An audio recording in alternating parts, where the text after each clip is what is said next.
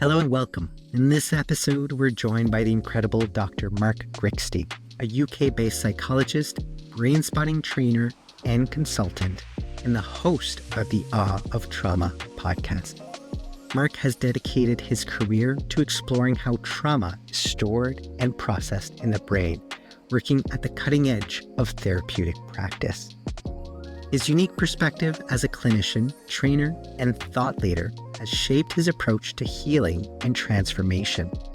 Together, we'll dive into Mark's journey, how he came to embrace brain spotting, what drives his work, and where he sees trauma therapy evolving in the years ahead. Welcome to the Brainjooce Podcast. Mark, so good to see you. Welcome to the podcast. Thank you, Mitch. It's a real pleasure to be here. I love you reaching out and inviting me. Yeah. So, Mark, I know you through your years of contribution and work that you've done in the field of trauma, especially in the context as a trainer, an international trainer, podcaster, author, when it comes to making therapeutic work accessible and available to people across the world. I'd be interested if you could tell us a little bit about your background and kind of what drew you into the field to become a psychologist and kind of what drives you right now and the type of work you're doing right now. Yeah, I suppose my pathway, Mitch, is one of misadventure. I never was at school and knew what I wanted to be, what I wanted to do. I was very good at knowing what I didn't want to do, so that wasn't particularly helpful in narrowing things down. But I suppose, on reflection, looking back, I realised that you can't really control all these things anyway. There are maybe other forces at work. So where I was a pretty good student in some ways, in that I could do the work, I was an awful student in other ways, in that I didn't want to do the work. By the time I got into my teenage years, that was probably the lowest thing on my priority, was to sit down and write a history essay or anything like that. So, I'll truncate this story so it's not too long, but it is one that I often share with my teenage clients that are probably undertaking their final exams and feeling that everything depends on the next day, the next exam, the next assignment. And I can still feel that concern and that energy to want to do well. But also part of me smiles and thinks, it's all right. Don't overinvest in one thing and one exam, because life is so much richer than that. So I took a path I wouldn't necessarily recommend, but maybe it works out in the end, which was to get to doing my final exams at school, realising that I was clever enough not to have to do any revision, which left plenty of time for partying. And then I took all my final exams, and then when I got my results a couple of months later, I failed all of them. Everything. This wasn't supposed to happen. I was quite good at stuff. And I was quite good at sports as well. And I don't know if it's still the way, but at school, if you're good at sports and captain of sports teams and things like that, you've almost given a pass to do what you want, and everyone just kind of lets you. Well, I clearly, at some level, believed the hype, which wasn't necessarily true. And so I failed at everything. And then all my friends kind of passed or did well enough. And I thought, that's just repositioned to me in relation to my peers as the feeling really disappointed with myself, felt really like I'd wasted the last 16 years studying or school, that kind of thing. So I got the teachers in the end said, well, because we thought you'd do better, we'll let you stay on, retake some stuff and study further. But I didn't take the warning, Mitch. So, I continued to carry on with my lifestyle, let's just say, until I was summoned by the head of the school and asked politely to get out and never come back. So I was voluntarily expelled. Which was a relief for me, but a bit of a shock for my parents, as one might imagine. So yeah, I just drifted into all sorts of jobs I didn't really want to do. I thought I'm quite good at sports, so I kind of ended up working in doing some low-level sports coaching, became a lifeguard and was doing lifeguarding alongside that in the sports centre. So I kind of managed to get life to fit with me. I was hanging out with a lot of young people so the partying could continue. So for a while at least, for maybe a year or so, I thought, well, this isn't so bad. Until I realised it wasn't so good either. Anyway, I drifted for years more, did other studies in various trades and worked on building sites, all that kind of stuff, and realised there was some wonderful honesty in working in those kind of areas, non-academic areas. It's beautiful work with all sorts of builders and tradespeople in learning a bit about life. But again, it got to a point where I realised I can't sustain this. I'm not really particularly good at it, and it's really hard work. And I think part of me was thinking there must be an easier way of getting through life than up at 5 a.m. every day working on a freezing cold building site, hands cut and bleeding and bruised, and then the pay packet wasn't particularly great. So I eventually in my early 20s got back into studying and found my way back into academia a little bit, which I was ready for then. That's the difference. Whereas before I was ready to hang out and party. Now I was really ready to learn stuff. So I was really loving literature, sociology, psychology, film studies, the kind of things that I was kind of blending my interest with academia. Spoke to me, and that's not surprising, is it? You know, I'm always speaking to young people about don't study what you should study what you want to study, because your heart is in it then, and it's going to take you to where you want to go. So then I studied, Mitch, worked my way through some years of psychology and then some more years of psychology, and now I'm a clinical psychologist and have been now for about 25 years or so. And through kind of that discovering and exploration, kind of what drew you into psychology? Wow, that's a really good question. And do you know what? When I went for all right, to get on a clinical psychology course in the UK, it's quite hard. You have to kind of jump through a lot of hoops because there's a lot of people interested in psychology. So to get that far was quite tricky, especially with my background that I've just described. It wasn't the purest of backgrounds. And I got to a final stage of an interview for a big clinical psychology university in London. And the course director asked me a really fair question, which was the one you just asked. Why do you want to do this? Do you know what? I completely could not answer them. I had no idea what the answer to that question was, which sounds ridiculous. But now, years on as a psychologist, I understand I kind of detached from the question of why I want to do something with actually what's driving me in my life. I didn't really realise the two connected, even though I'd had some therapy and stuff.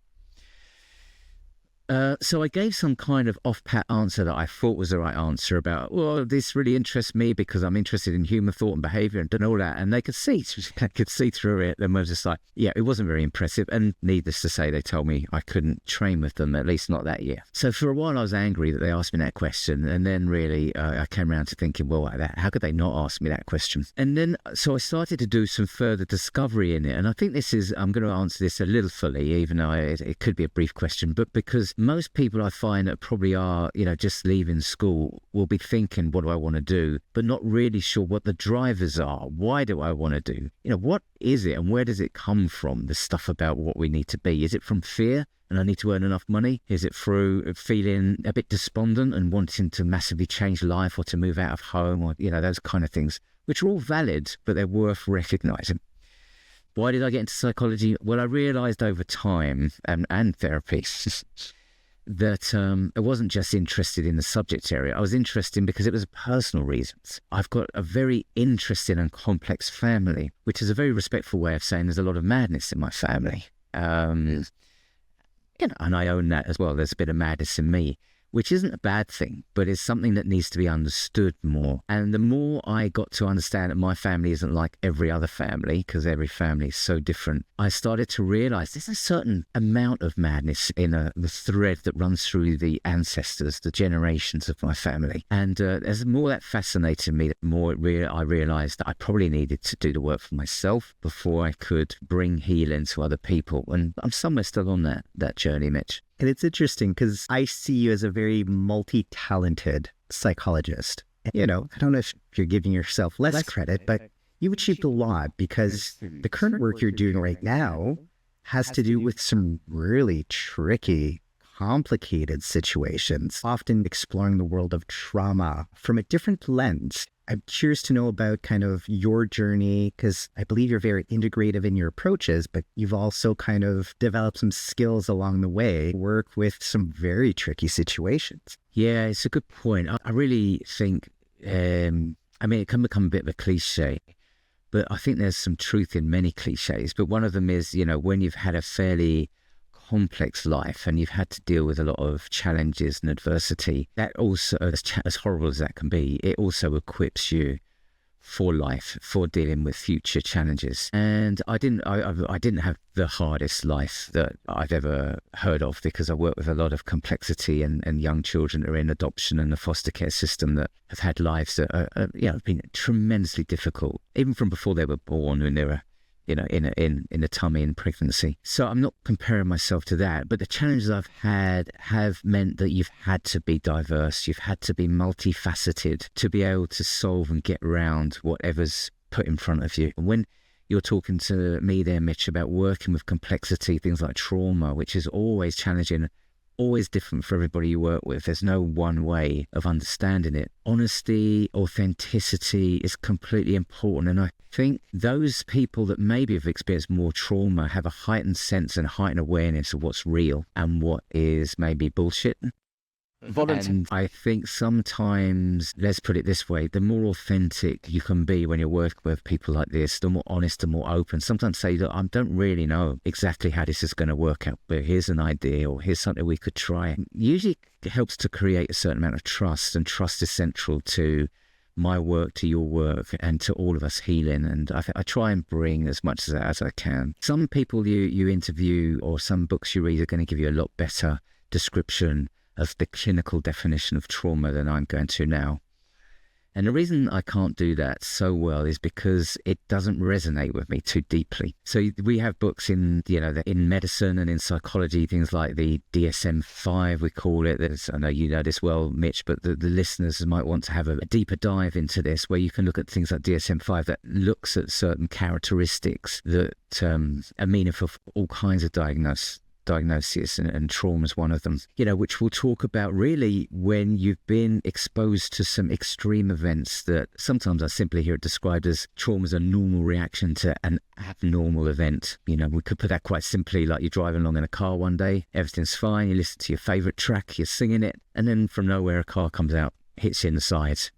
Boom, there's a trauma right there. So suddenly your world has changed from predictable, safe, calm, in an instant, bang, you go at some level, even if the accident isn't so bad, you're going to go into some kind of survival response where every cell in your body, your nervous system, and your brain is going to be angled towards survival, which can feel really weird, right?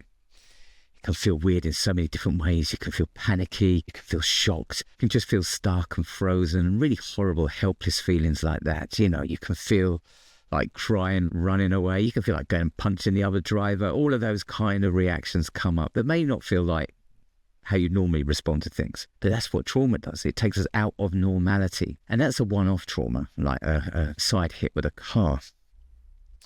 And then there's traumas that happen more regularly, traumas that happen maybe every day. And sometimes I'm working with people that maybe lived in households where there's always trauma's never far away. Let's put it that way. It might be from a person that lives in a house that may be drinking or very unpredictable, or a sibling, a brother or a sister that's having their own problems and takes it out on you all the time, that kind of thing. And we may think, well, that's just family life. But over time you realise my system isn't feeling safe. Every day at some level I'm feeling unsafe. So this is a different kind of trauma, more of a chronic ongoing trauma. And although the sideswipe with the car is really impactful and massive, it's actually the bit by bit trauma that's happening day in and day out that are even more powerful, because they start to organise our whole system, our body and the brain, that trauma's never far away.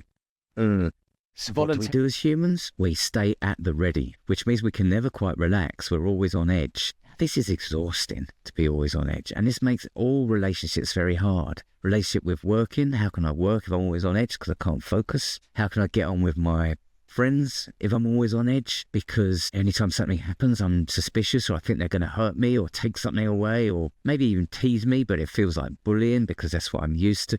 That kind of stuff sticks in. So there's the chronic ongoing traumas as well that can really be powerful, but they often sneak underneath the radar. By that I mean, we don't know it's happening, we just think it's normal. But then you realise at the end of the day you're exhausted, having nightmares, body aching, hurting, you feel really negative about yourself. This is a good sign that there's some trauma going on.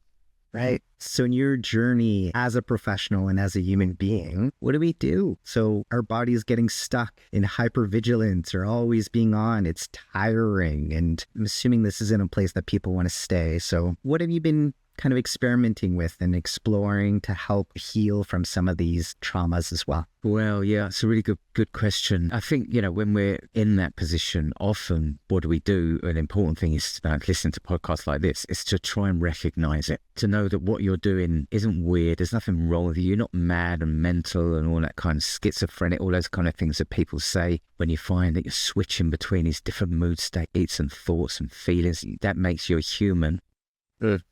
I get all of that all the time. This makes us human. But basically, to understand it, to recognize it, it's not just you. Firstly, it's important to try and connect with other people you can trust a little bit, people who might be outside your normal circle, like friendships and that. Who knows? Listen to podcasts, reading certain things, talking to certain people that understand it. Nowadays, I'm going to sound old now, but nowadays, you can find online that there can be some really good information about what trauma is or how bullying affects us, these kind of things.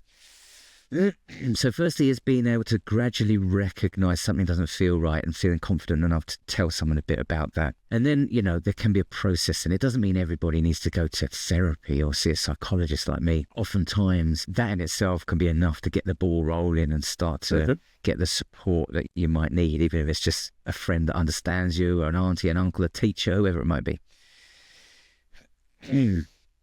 But sometimes people do need a little bit more specialist help, and they'll come to someone like you or I am, Mitch, and that is a process in itself. So you don't have to decide that straight away, but maybe talk to a few people. And then there are lots of different ways of working. The professionals will work with you to help you understand it first, and then bit by bit to process it. Process it is a word we use in therapy, which means just like a computer sometimes locks up and blocks things, and kind of you get all sorts of bugs and stuff happening in programs until they've been worked through and processed out. Now, the human system, body and brain, is a bit different from a computer, but there are certain parallels, and there are certain ways that aren't even too difficult, really, where you can begin to engage with someone, build up some trust with like a therapist or a counselor or a psychologist, and begin to process through some of the things that maybe feel a bit tricky, even if you don't understand what they are. When I first went to therapy, Mitch, I thought I had to know what all my problems were, tell the therapist so that they could tell me how to heal them. And and then over time I realised, how many people really do that? They might understand one or two things, have a sense of the difficulties that they've endured, but it's really hard to fully know because our brain is so massive. A lot of what happens to us stays not conscious. It doesn't really filter up into the thinking, knowing brain. It stays in the deeper brain. And a good therapist will understand that and even help you work with that in a way that feels really trusting and gentle. Gentle in the way that it might be you're working with difficult things, but you're pacing it at your pace in your way. So it's not too much too soon.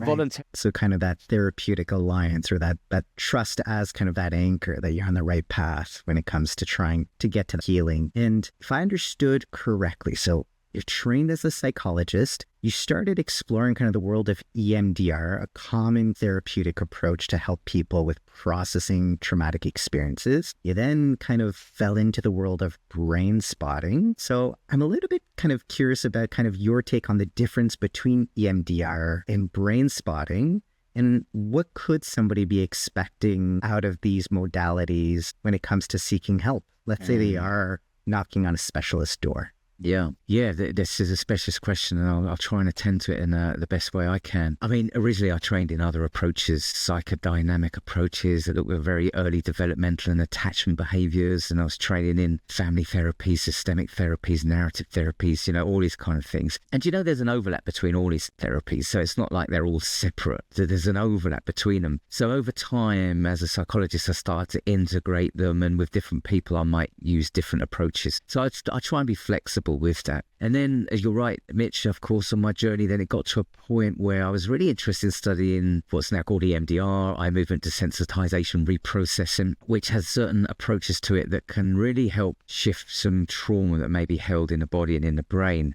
So I did some training in that and worked in that as a consultant for, 10 years, I think. And maybe I won't give a full explanation about what EMDR is, but it's a certain way to begin to try and work beyond the thinking brain into the deep brain, which is where we hold a lot of the powerful energy like trauma and stuff like that. I was really thankful for that part of my journey, Mitch. So without that, I don't know if I'd have been able to bridge to the next bit personally, because, you know, it was each step led me to the next thing. And I found that EMDR started to not just help me help people manage their trauma, but it was like a conceptual shift. It didn't just help manage trauma, it started to help shift trauma. Now, I hadn't really realised that that was fully possible. I thought, yeah, we'll manage it, and things like cognitive behavioural therapy can really help understand and manage trauma. I'm quite greedy, to be honest with you. So I'm always thinking, what else? What more is there? You know, surely we can take healing to another level. And EMDR was really helpful for that. So I was working with people for some years and noticing great progress there. When you work with any modality for a number of years, it doesn't just show you the benefits of it. You can start to meet the restrictions of it and the challenges of it too. Because when you're applying any model, technique or approach to humans, you realise every human is different. And whereas with one human this worked, with another human it really doesn't. So I started to get some kind of professional frustration with certain aspects of EMDR. And I appreciate that EMDR also has been evolving over the years. But what shifted for me was I started to use EMDR differently. That was quite, I suppose, a different, evolved from the way it was trained. And that felt really helpful. And then I had a supervisor who was an EMDR supervisor who heard my frustrations with the way I was working and said, I've just done a Brainspotting training with David Grand I think it was in Barcelona at the time in Spain. You should do it. This is exactly what you're talking about. And then he described to me online in that supervision session, my supervisor, what Brainspotting looked like. I listened to him and I listened to him and I thought, yeah, finally I can fully recognize that you have gone mad. You've lost the plot altogether, my friend. And I don't know if you know, I don't know where you're going with this. It sounds kind of mad. But I'd known the supervisor for a while and, you know, I had some trust for him and his approaches. So even without the training, I started to integrate a little bit more on what I understood Brainspotting to be, which I could evolve and adapt EMDR in a way that helped incorporate more of this Brainspotting. And it didn't just start to offer me a lot more connection with my clients, but they started to heal in a different way as well, took a different path, different trajectory. Professionally as well, I started to notice that I was enjoying my work a lot more because I felt more connected to my people I was working with. So then eventually David Grand came over to London, which is where I was living at the time in England. He did a phase 1 and phase 2 training. So I was in a room with 40 people doing a phase 1, phase 2 training. And it was life-changing in a way that I thought, this has got a power beyond what I've ever seen before in healing. It's still a bit mad, and I'm not sure I completely trust it, especially having already worked for years in other modalities. But after the training, I thought, I'll give myself time just to integrate Brainspotting in a little bit more now and again with certain clients, just as I'm building my confidence. And I did that for a while, Mitch, until really I was found myself largely phasing out a lot of other approaches or at least techniques to the way I was working, and working much more on the central pillars of Brainspotting, which for me is all about the relationship, relational connection, the relational aspect. That's where true healing happens in any modality.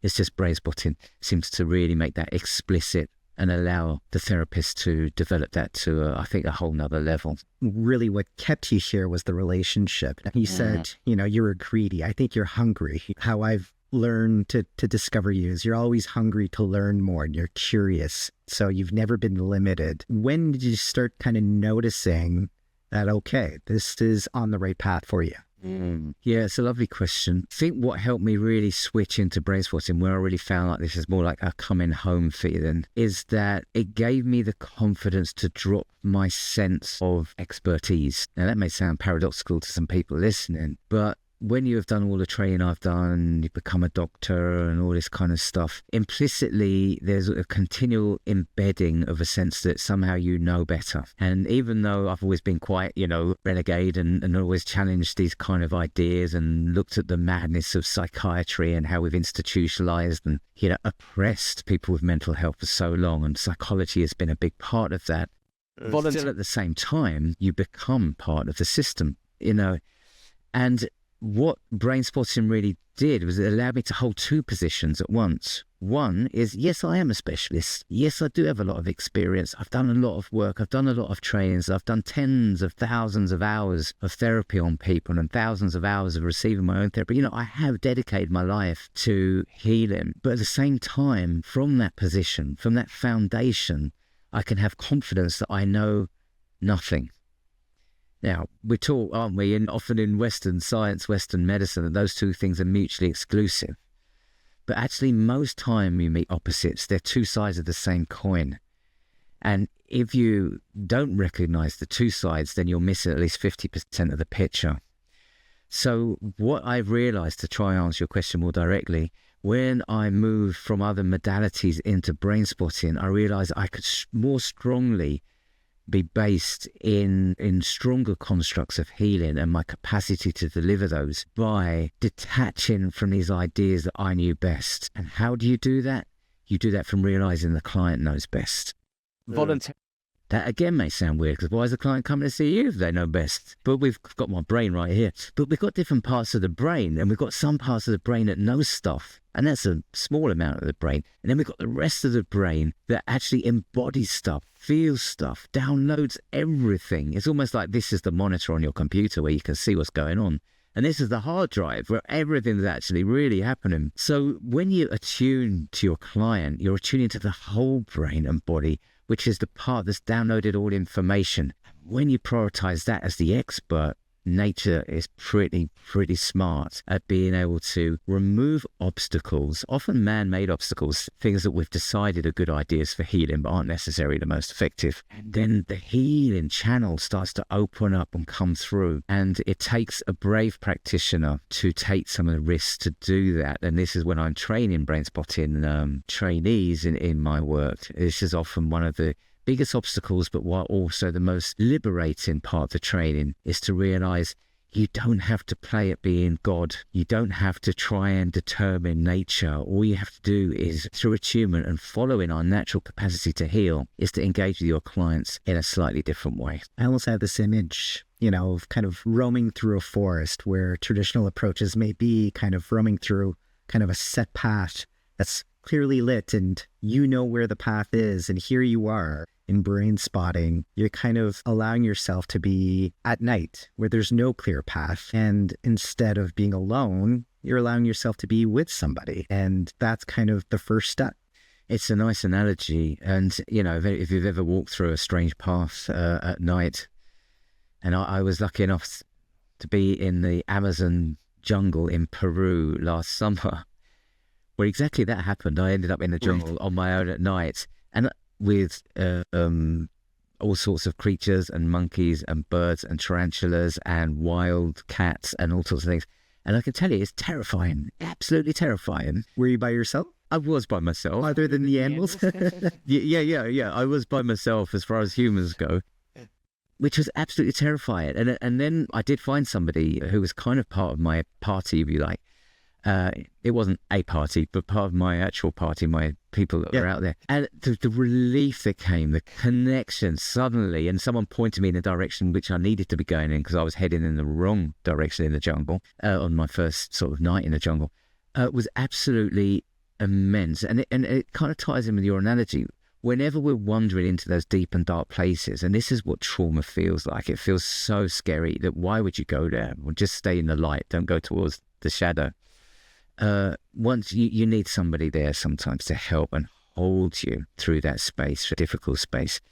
And this can come at very different levels. And a lot of therapists will work with holding, trusting and developing attunement. But we can always go deeper. We can always go deeper in that level of connection and trust. And the deeper we go, the further we can travel and the more healing we can do. And for sometimes, especially when people have had very complex and difficult experiences in their life, that's the level of connection that they're really going to need. You're one of the pioneers when it comes to Brainspotting with children and younger folks as well. So already kind of EMDR relatively young for a modality, Brainspotting even younger.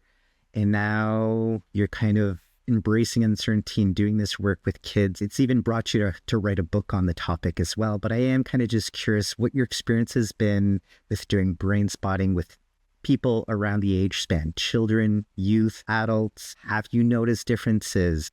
Volunteer. Yeah, it's a lovely question, and I think it's an area that all of us in Brainspotting are still very much discovering in its infancy, but it's really been encouraging as well. When I'm doing Brainspotting trainings, often we're doing phase 1, phase 2 trainings and things that are for those that are primarily working with adults, even though some may be working with children too. And the question often comes up, how do you do Brainspotting with children? It's a fantastic question, but it also is very difficult to answer in a phase 1, 2 training, because working with children anyway is one of the most challenging client groups you can work with. Because working with children is beautiful. It's a real gift and it's a privilege, and children bring so many qualities that are just divine to work with every day. Sometimes the playfulness, the openness, that kind of how they embody their emotions is just really wonderful to work with as therapists. And of course, you get to work with the family system as well, which can be so multifaceted and call in all of your skills as a therapist. But it also makes it very difficult as a therapist because, you may have different agendas you work with. The school want them to behave better, and the parents would like them to study harder, and the child would like to play more. So you've got all these competing agendas coming at you all of the time. So it does take a lot of skill, and often people working with children will learn at working with different levels in a systemic way to try and find ways of the system being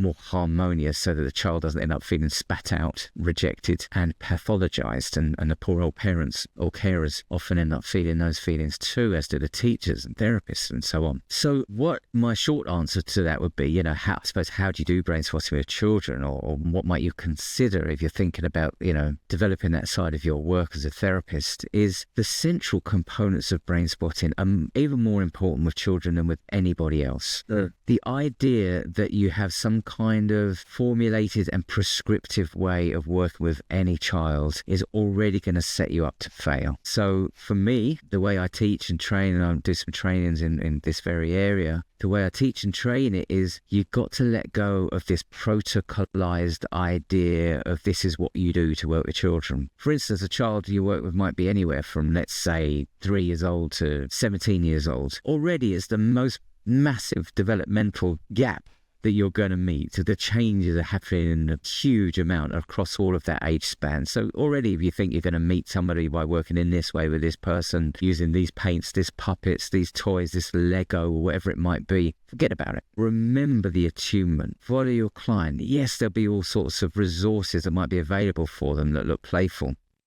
But these are only going to fit for that person if they fit for that person. What looks to one child like fascinating because there's a sand tray with some figures in it, to another child is absolutely terrifying because they've never been allowed or learned to play. And suddenly there's this pressure to create where you've never really been encouraged to develop that part of your brain because you've been so busy back in trauma and freeze state.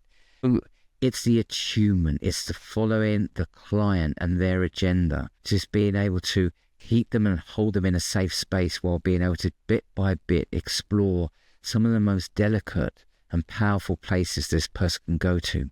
Children are very beautifully wired to survive. So a big part of their survival strategy will be to avoid anything that's overwhelming. And you see this all the time in, let's say, non-diverse or normal child developments. You move away from anything that's difficult, even if it's like going to school. I don't want to go to school today. It's bloody horrible. And so we have these kind of ways of withdrawing. So don't expect anything different in therapy. Understand that when a person comes to therapy, you'll often be working with them, not really focusing in and targeting strategies towards working with trauma, bullying, or, some kind of academic blocks, or now you'll hear everybody talking about ADD, ADHD, ASD, and anything ending with D, which is helpful to an extent, but also very disempowering to another extent. But it also sets up the therapist to try and work in a certain protocolized way. You have to start deconstructing and letting go of this expertise to drop down into the true connection with your client and work with what they present with. And this, for a lot of young people, can be the first time they've truly experienced that. And it's powerful, and there's a huge amount of healing within that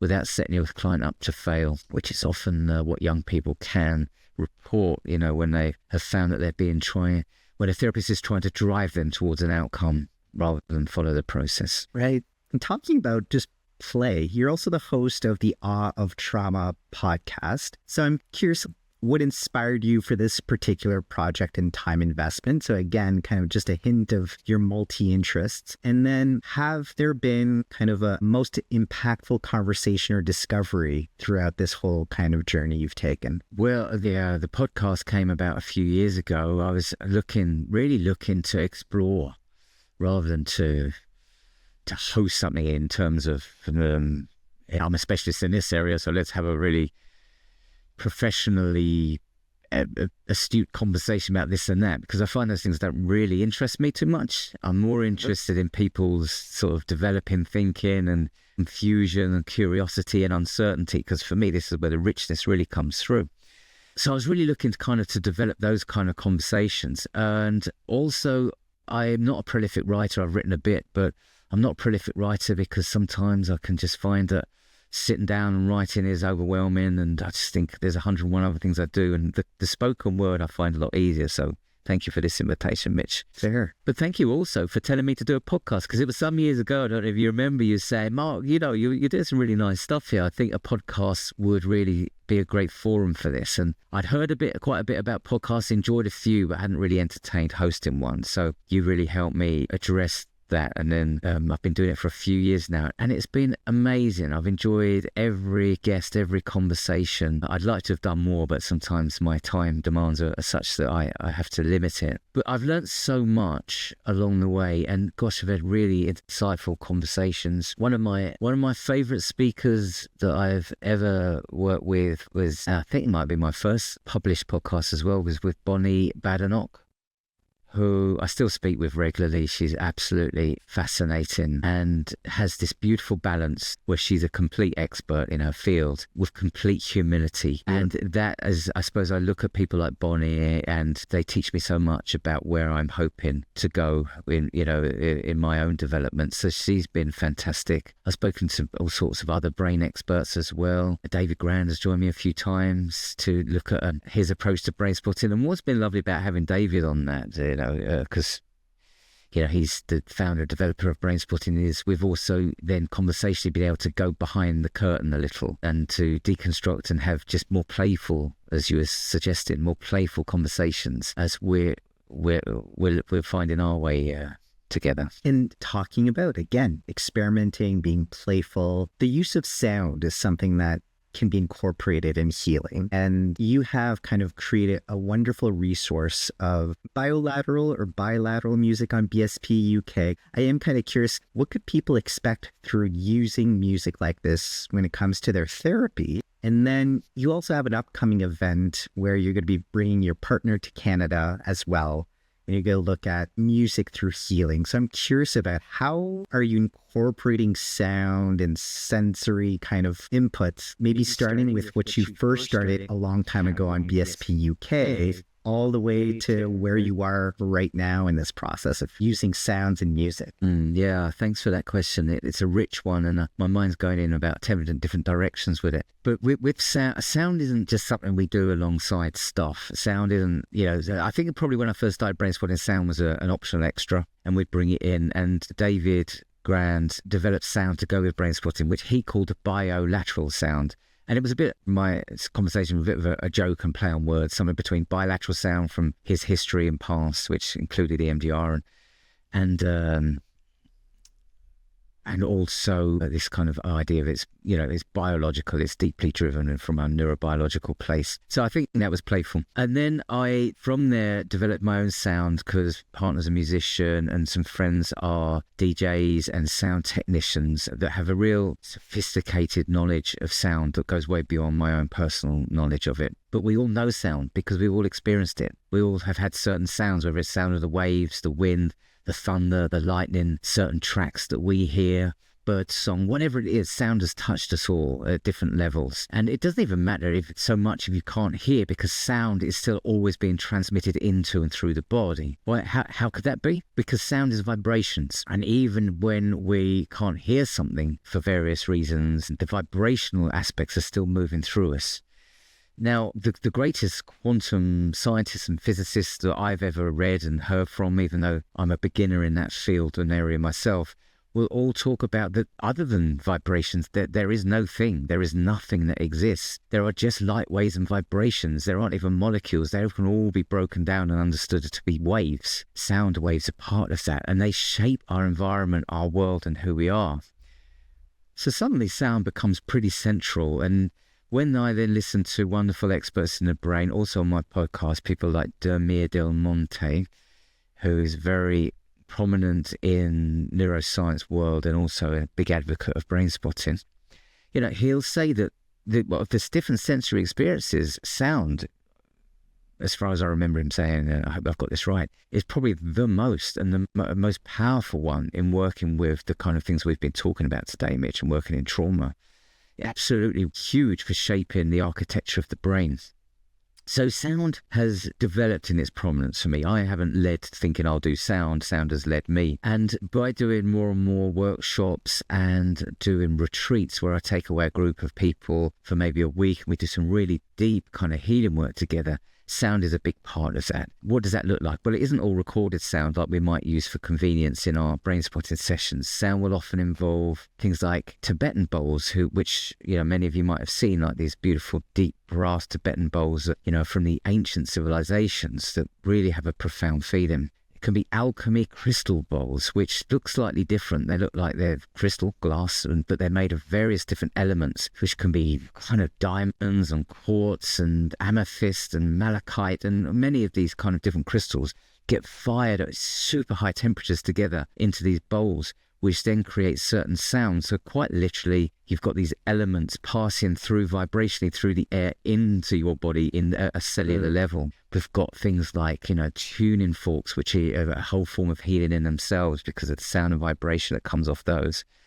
Got gongs, got one right here next to me actually, but it's just a little bit out of shot, which again, working with ancient civilizations to be able to really work at a deep level. So there's all these different approaches, and when they're beautifully, it can be combined with things like what we call brain spotting, but other access points into the deep body and brain. They're immensely powerful, and I've been lucky enough to work with sound experts around the world, and we're, like you said, we're taking, with lovely Robbie Abels, the brain spotting trainer and a psychotherapist, we're taking a brain spotting sound healing specialist training to Banff in beautiful Rockies in Canada in May. So exciting. Okay, as we kind of wrap up, I am kind of curious if you do have additional thoughts just around kind of our conversation today, around trauma, around sound, around being playful, anything that we didn't touch upon that you think would be interesting to further explore. Yeah, I mean, that's a lovely invitation,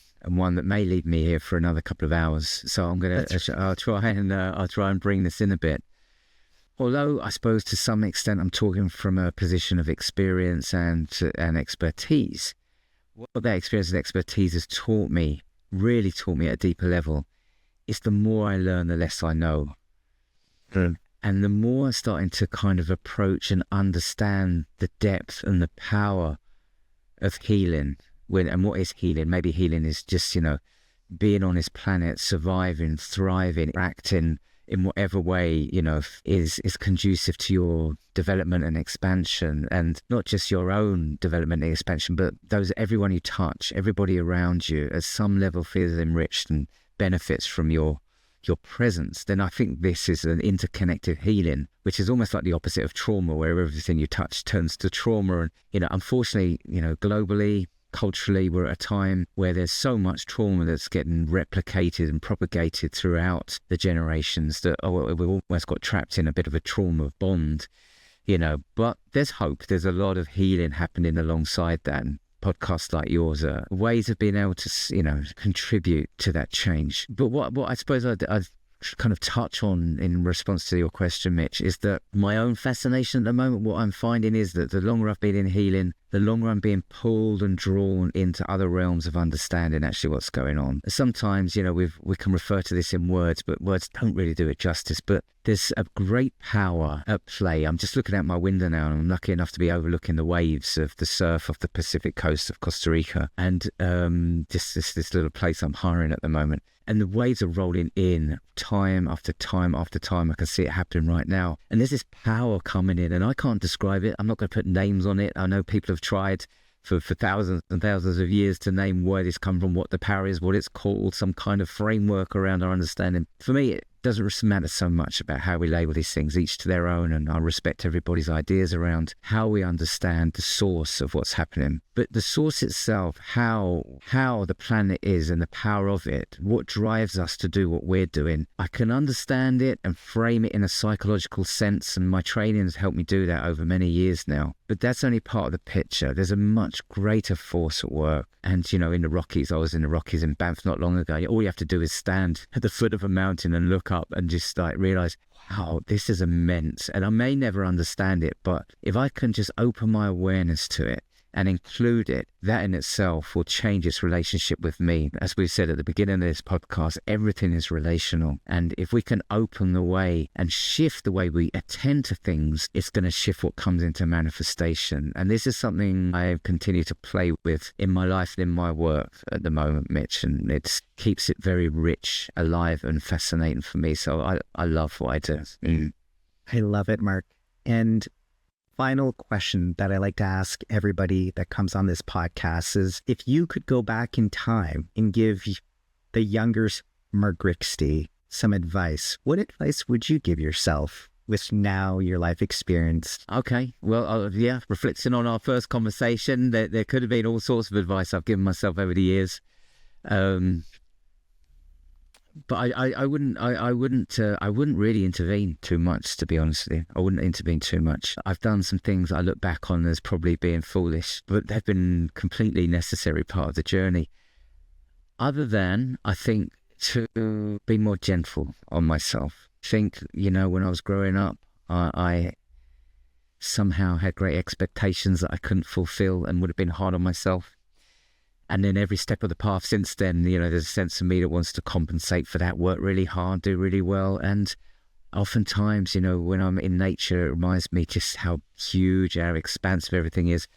And it offers me this one word, and that's humility. I think humility isn't something to attach to and show off about. And look how humble I am.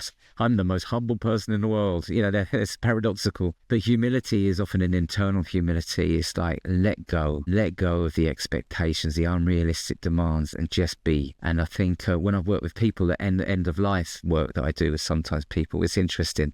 They've taught me that it's often that they've probably tried too hard and been too judgmental on themselves. So I think probably something along those lines. And ask me again when I'm at the end of my lifespan. Hopefully there's a while to go, and we'll see. Mark, it's been an absolute pleasure having you on this show.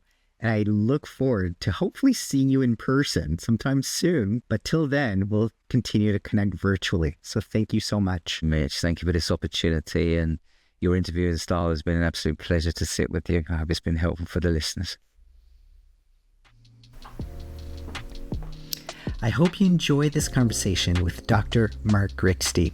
In listening to our conversation again, I gathered a few takeaways. The first, enjoy the journey. Mark's path into psychology may be unconventional, yet his experience has contributed to who he is as a person and made him a multi-talented provider, being able to interweave all his skills into something greater. Mark also highlights the importance of self-awareness for therapists and the importance of doing your own inner work before guiding others through their own healing. A second, trauma exists on a spectrum. Mark makes the difference between single event trauma, like a car accident, and chronic, ongoing trauma, such as growing up in an unpredictable household.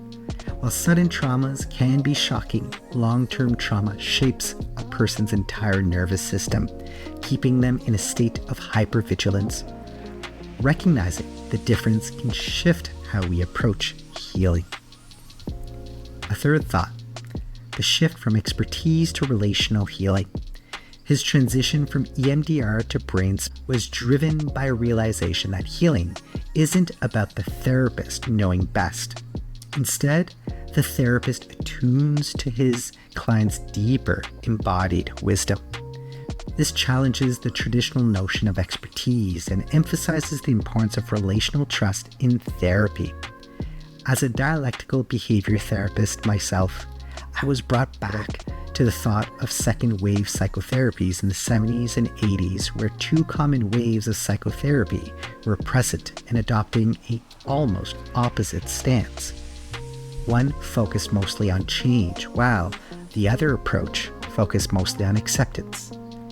I'm wondering if EMDR and brains are experiencing a similar evolution, where one adopts more a stance of expert, while brains tries to remove certainty and focus on the relationship. As stated, one may not be better than the other. However, different approaches may yield different results for therapists and those seeking therapy. Fourth thought is healing is about trust, integration, and letting go of control. Merck emphasizes effective trauma work isn't just about techniques anymore, but about trust, authenticity, and meeting clients where they are. The therapeutic relationship itself is a key ingredient in healing, allowing clients to process their experiences at their own pace. Merck emphasizes that healing isn't about following rigid frameworks, but about attuning to the natural capacity of the body and mind to heal. This invites a certain reflection. How can we, as therapists or individuals, let go of the need to control outcomes and instead trust the process of healing? A fifth thought, the power of play in attunement in therapy with children. Merck made it clear that children don't fit into prescribed methods, and there is a need for therapists to follow their lead. This prompts an important inquiry. How can we ensure that therapeutic approaches honor each child's unique developmental and emotional needs rather than impose our own expectations on them? Another reflection I had was the transformative role of sound in healing. Sound isn't just an accessory to therapy, but a fundamental force that impacts the brain and body at a deeper level. We can all relate to the powerful influence of sound and music on our nervous system on a day-to-day basis, but often don't view it as an element of healing. Following our conversation, I'll be curious on how can we integrate more sound intentionally into the healing process. Finally, embracing humility and letting go of self-judgment. One thing that stands out in working with Mark is that his ego is left at the door, and he has an incredible ability of being present in the moment. Mark reflects on the importance of humility and being kinder to oneself. Thanks to his experience, he's an example of genuine compassion towards himself and others. It got me thinking, what new opportunities would appear if I practiced more self-compassion and let go of things holding me back? I hope you enjoyed this conversation, and I'd love to hear your thoughts in the comment sections below. Of course, if you're still here, I encourage you to press like and subscribe to support this channel, and perhaps re-inviting Mark for a part 2. Thank you so much for tuning in on the Brainjooce Podcast. We'll see you next time.